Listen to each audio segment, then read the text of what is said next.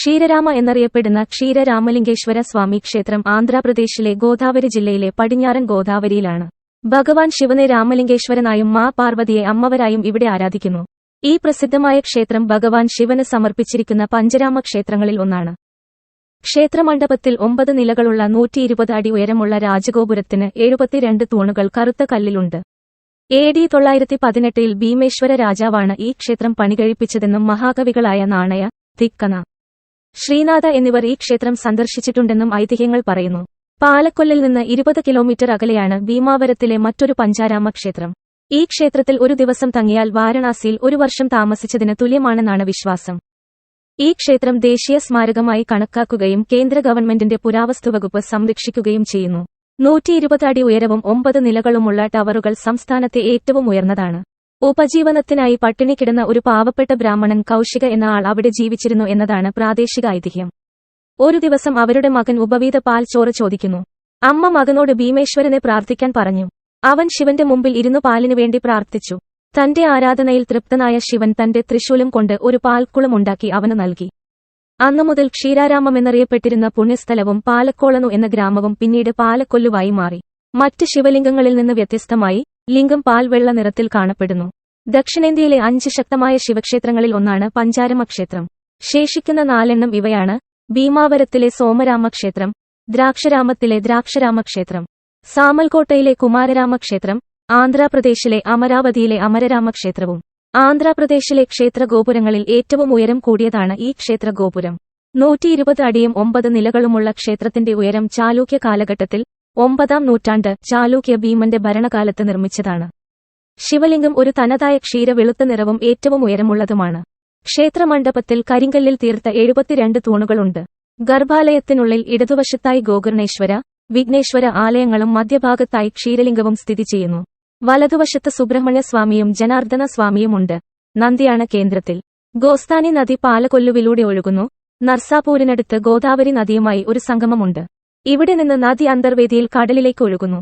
ലിംഗം ഗർഭഗുഡിയാലിലെ ജനാലകളിൽ നിന്ന് 4 വശത്തും കാണാം. സൂര്യദേവൻ, കാശി വിശ്വേശ്വരൻ, പാർവതി ദേവി, ലക്ഷ്മി ദേവി, നഗരേശ്വര ലിംഗം, ദുണ്ഡി വിഘ്നേശ്വരൻ, വീരഭദ്രൻ, സപ്തമാതൃക, കനകദുർഗ, ബ്രഹ്മാവ്, സരസ്വതി, കുമാരസ്വാമി, കാർത്തികേയൻ, മഹിഷാസുര മർദിനി എന്നിവയുൾപ്പെടെ നിരവധി ആരാധനാലയങ്ങൾ ക്ഷേത്ര സമുച്ചയത്തിലുണ്ട്.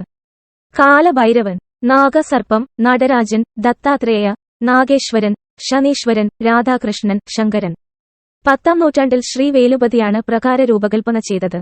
നിർമ്മാണ സാങ്കേതികവിദ്യ ചാലൂക്യ കാലഘട്ടത്തിൽ നിർമ്മിച്ചവയോട് സാമ്യമുള്ളതാണ്. 14ാം നൂറ്റാണ്ടിൽ ശ്രീ അല്ലാദു റെഡ്ഡിയുടെ നേതൃത്വത്തിലാണ് ഗോപുരം നിർമ്മിച്ചത്.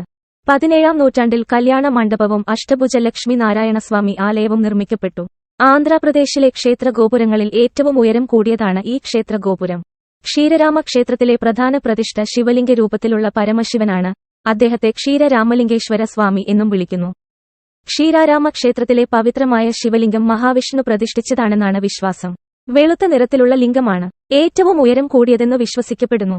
കരിങ്കല്ലിൽ തീർത്ത 72 തൂണുകളുണ്ട്. ഗർഭാലയത്തിനുള്ളിൽ ഗോകർണേശ്വര, വിഘ്നേശ്വര ക്ഷേത്രം ഇടതുവശത്ത് സ്ഥിതി ചെയ്യുന്നു. മധ്യഭാഗത്ത് ശ്രീ ക്ഷീരലിംഗം കുടികൊള്ളുന്നു. സുബ്രഹ്മണ്യ സ്വാമിയുടെയും ജനാർദ്ദന സ്വാമിയുടെയും ശ്രീകോവിൽ നന്ദി കേന്ദ്രത്തിൽ സ്ഥിതി ചെയ്യുന്നു. ഗോസ്തനി അരുവി പാലക്കൊല്ലു നഗരത്തിലൂടെ ഒഴുകുന്നു. നർസാപൂരിനടുത്ത് ഗോദാവരി അരുവിയുള്ള ഒരു സംഗമ സ്ഥലമുണ്ട്.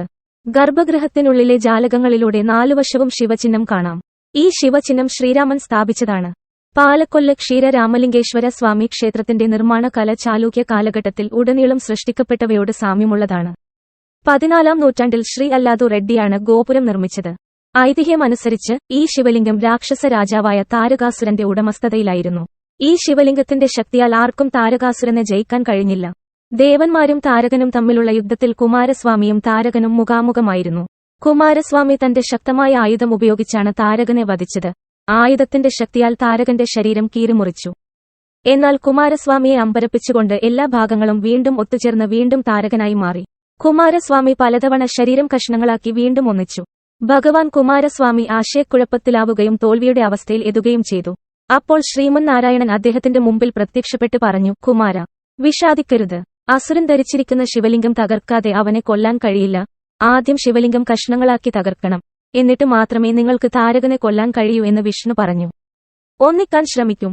ലിംഗം ഒന്നായി ചേരുന്നത് തടയാൻ അവ വീഴുന്ന സ്ഥലത്ത് അവയെ ആരാധിക്കുകയും ക്ഷേത്രങ്ങൾ നിർമ്മിക്കുകയും വേണം.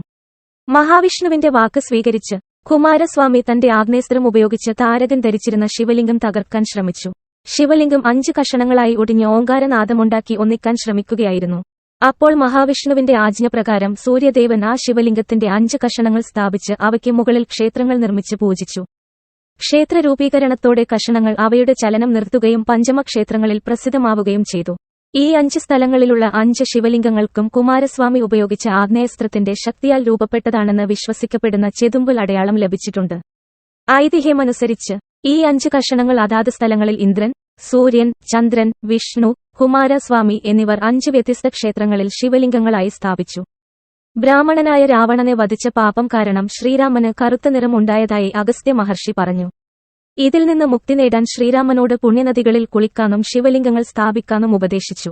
നിരവധി ശിവലിംഗങ്ങൾ സ്ഥാപിച്ച ശേഷം ശ്രീരാമൻ സീതയും ലക്ഷ്മണനുമൊപ്പം ഒരു ശിവലിംഗം സ്ഥാപിക്കാൻ ഗോസ്ഥാനി നദിയിലെത്തി. ഈ ക്ഷേത്രത്തിലെ പ്രധാന ഉത്സവങ്ങളിലൊന്നാണ് മഹാശിവരാത്രി. ഫെബ്രുവരി മാർച്ച് മാസങ്ങളിൽ മുക്തി നേടുന്നതിനായി ശിവന് സമർപ്പിക്കുന്ന ആഘോഷമാണിത്. ഹിന്ദു മാസമായ കാർത്തിക മാസത്തിൽ ധാരാളം ഭക്തർ ക്ഷേത്രം സന്ദർശിക്കുകയും ഒരു മാസത്തെ ആഘോഷം ക്ഷേത്രത്തിൽ നടക്കുകയും ചെയ്യും. കൂടാതെ നവരാത്രി ദുർഗാ ദേവിക്ക് സമർപ്പിച്ചിരിക്കുന്ന മറ്റൊരു ഉത്സവമാണ്. സെപ്റ്റംബർ ഒക്ടോബർ മാസങ്ങളിൽ തുടർച്ചയായി 9 ദിവസം നിരവധി ആചാരങ്ങളും പൂജകളും നടത്തും. 918 CE സാമൽകോട്, ദ്രാക്ഷരാമം ക്ഷേത്രങ്ങളുടെ നിർമ്മാതാവായ ചാലൂക്യ ഭീമനാണ് ഈ ക്ഷേത്രം നിർമ്മിച്ചത്. പിന്നീട് ഈ പ്രദേശം ഭരിച്ചിരുന്ന വിവിധ രാജവംശങ്ങൾ ക്ഷേത്രത്തിന്റെ പരിപാലനത്തിനും നവീകരണത്തിനും സംഭാവന നൽകി. 1136 മുതൽ 1640 വരെയുള്ള 46 ലിഖിതങ്ങൾ സാക്ഷ്യപ്പെടുത്തുന്നു. ഉയരവും മെലിഞ്ഞതുമായ രാജഗോപുരമാണ് ഈ ക്ഷേത്രത്തിന്റെ പ്രത്യേകത. ഉയരം കൂടിയ ഗോപുരങ്ങളുണ്ടെങ്കിലും ഇതുപോലെ മെലിഞ്ഞ ഒരു ഗോപുരം ആരും കാണാനിടയില്ല. ഗോപുരം പിന്നീട് ചേർത്തതാണ്. 1777 ബച്ചു അമ്മായികാരു മുൻകൈയെടുത്ത് 9 നിരകളിലായി ഏകദേശം 120 അടി ഉയരമുള്ള ഗോപുരം നിർമ്മിക്കുന്നു. കൂടാതെ ക്ഷേത്രത്തിന് ചുറ്റുമുള്ള വാണിജ്യ സമുച്ചയങ്ങളുടെ സാന്നിധ്യം കൊണ്ട് ഗോപുരത്തിന്റെ സൗന്ദര്യവും പ്രത്യേകതയും നശിപ്പിക്കപ്പെടുന്നു. ഈ പ്രദേശത്തെ മിക്ക ശിവക്ഷേത്രങ്ങളിലും പോലെ ഇവിടെയും മഹാവിഷ്ണുവിനും ശ്രീ ജനാർദ്ദന സ്വാമിക്കും ലക്ഷ്മിക്കും പാർവതിയുടെ ഒരു ശ്രീകോവിലിനു പുറമെ ഇവിടെയും ശ്രീകോവിലുകളുണ്ട്. പാലകൊല്ലു ടെർമിനസ് ക്ഷേത്രസ്ഥാനത്തിന് വളരെ അടുത്താണ്. ക്ഷേത്രത്തിലേക്ക് പോകുന്നതിന് നിങ്ങൾക്ക് സ്വകാര്യ ഗതാഗതം ക്രമീകരിക്കാം. വിശാഖപട്ടണത്തിൽ നിന്ന് 258 കിലോമീറ്ററും ഏലൂരിൽ നിന്ന് 85 കിലോമീറ്ററും രാജമുണ്ട്രിയിൽ നിന്ന് 67 കിലോമീറ്ററും വിജയവാഡയിൽ നിന്ന് 138 കിലോമീറ്ററും കാക്കിനഡയിൽ നിന്ന് 97 കിലോമീറ്ററും ഭീമാവരത്തിൽ നിന്ന് 22 കിലോമീറ്ററുമാണ് ക്ഷേത്രത്തിന്റെ സ്ഥാനം. ക്ഷേത്രത്തിന് ഏറ്റവും അടുത്തുള്ള വിമാനത്താവളം 81 കിലോമീറ്റർ അകലെയുള്ള രാജമുണ്ട്രി വിമാനത്താവളമാണ്. തീവണ്ടി മാർഗം പാലകൊല്ലു റെയിൽവേ സ്റ്റേഷനിൽ നിന്ന് 1.7 കിലോമീറ്റർ അകലെയാണ് ക്ഷേത്രം സ്ഥിതി ചെയ്യുന്നത്. റോഡ് മാർഗം പാലകൊല്ലുവിലൂടെ കടന്നുപോകുന്ന ദേശീയപാത പട്ടണത്തെയും ക്ഷേത്രത്തെയും വൈസാഗ്, ഹൈദരാബാദ്, തിരുപ്പതി, വിജയവാഡ എന്നിവയുൾപ്പെടെ എല്ലാ പ്രധാന നഗരങ്ങളിലേക്കും ബന്ധിപ്പിക്കുന്നു. പാലക്കൊല്ല് ബസ് സ്റ്റോപ്പ് ക്ഷേത്രത്തിൽ നിന്ന് നടക്കാവുന്ന ദൂരത്തിലാണ്.